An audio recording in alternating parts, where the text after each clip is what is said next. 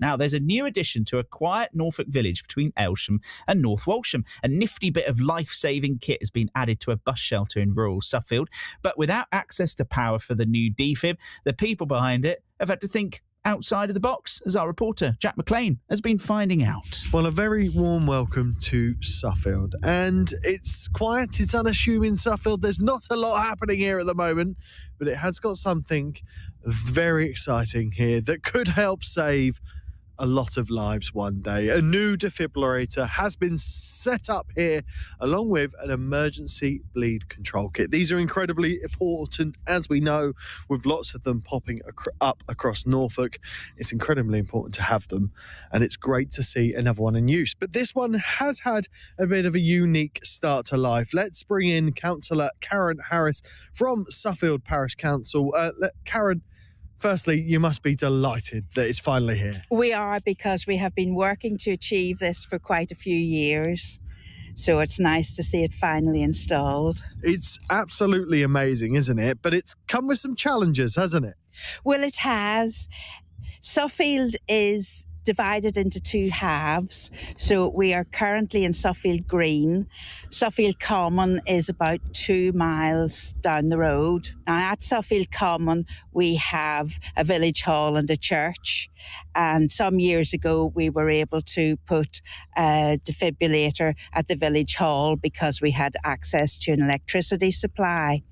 Here at Suffield Green, there was no access for electricity, which is needed to keep the cabinet warm, to keep the defibrillator in a state that it can be used. We looked into various options. We looked at the site of the old telephone box, but we couldn't resurrect the electricity supply there.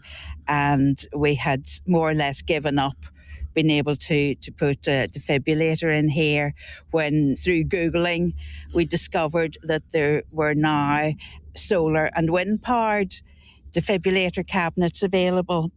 Now they were on something like a parking meter type structure, and although we were keen to have the defibrillator, we didn't feel that it fitted in very well, so we had a few misgivings.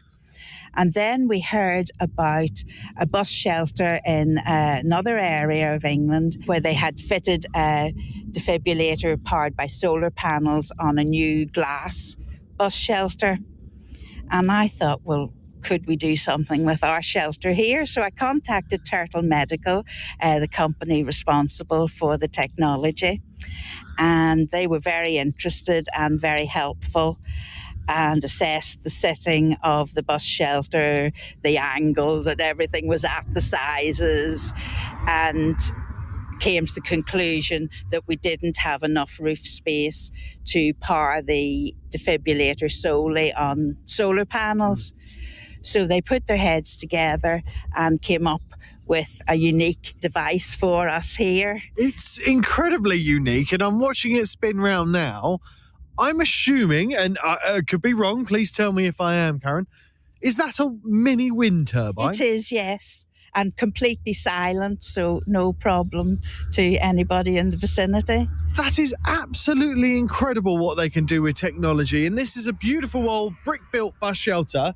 It doesn't get used very often, you said? No, we don't have many buses through the village, sadly. But this has given this bus shelter a new lease of life.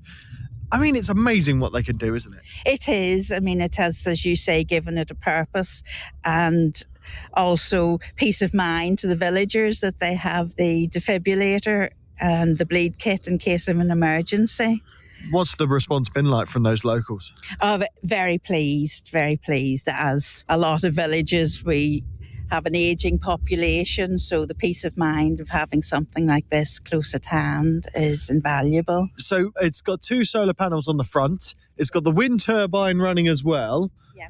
Will it ever run out of battery? Let's say low wind, no sun. No, they will all, because power can be stored. The lower cabinet is the batteries, and they are kept topped up. So no, there will not be a chance of it running out. This must be an incredible achievement for you. I guess just finally, I mean, like you say, you're in quite a small village. Both, places are relatively small, but a vital piece of equipment. Just sum up how you're feeling. Well, we are very proud with the whole parish council with achieving this. And we're also pleased it's the first one in Norfolk. And we think it could be of benefit to many other Norfolk villages because there are a lot in a similar situation to us with no public buildings.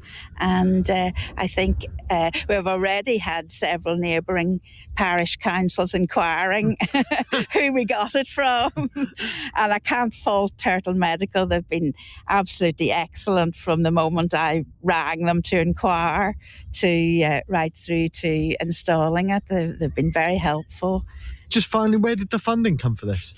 It was funding that we had within the parish council, which we had earmarked to fund the defibrillator. But as I say, we have had it for several years and been unable to spend it till now. Well, there you go. Well, the little wind turbine head is going away because it's quite windy today. The sun has been out, so the power will be getting there. Who would have thought it, hey? Really interesting stuff. Thank you ever so much, Jack McLean, bringing us that from Suffield and the new defibrillator.